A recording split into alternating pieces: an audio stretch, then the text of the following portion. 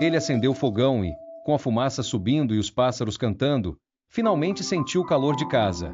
Após um breve descanso, coletou mais lenha seca e acendeu uma fogueira na porta.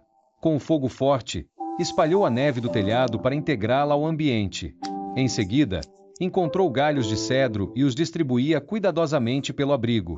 Graças aos ramos macios e densos, bloqueavam o frio do solo, permitindo-lhe dormir mais tranquilo e confortável.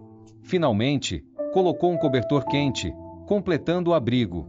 Tomou uma xícara de chá para aliviar o cansaço do dia. Com o pôr do sol, Gul'dan preparou a refeição. Colocou uma costeleta de cordeiro na brasa, esperou dourar ambos os lados, polvilhou tempero especial e adicionou batatas assadas, combinando carne e vegetais, nutritivo e delicioso.